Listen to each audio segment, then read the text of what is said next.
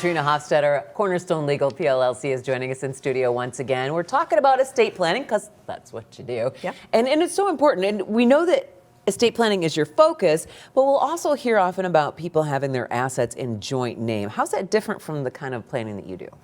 Well, you know, we talk a lot about estate planning. I usually focus on talking about trust planning, and that's really the majority of what we do is we set up an estate plan. The trust is the foundation. When you do that, the assets have to have a connection there.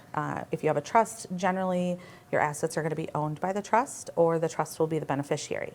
Joint ownership doesn't really come into play there. So with joint ownership, instead of a trust, you're adding someone on the account. Maybe it's a child, a sibling, you know, whoever that person is that you really want to get the money, but you're adding them right now. So they become a joint owner. You're relying on them to survive you. Oh, okay. Well, are there reasons why somebody shouldn't rely on joint ownership as a form of estate planning? Yes. How much time do we have? A long list? Yes. So there's kind of three things that come to mind for me. Obviously, like I said, you're relying on that person to survive you. If they don't survive you, you're starting back over at square one. Okay. You've got to figure out a new joint owner. You also are essentially telling all of those companies, this person is the same as me. They're a joint owner. They can access my money. They can do whatever they want with my accounts. Yeah. That's not always what the intention is. And then another thing that most people don't know about is you're exposing your assets to that person's liability.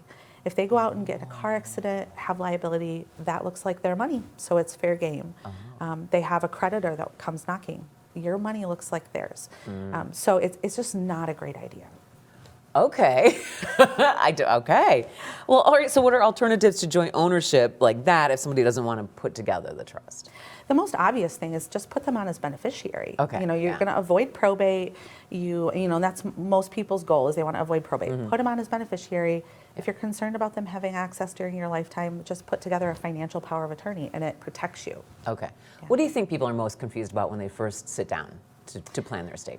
I think that you mentioned this a couple of times in previous times that we've gotten together. People think they're not ready.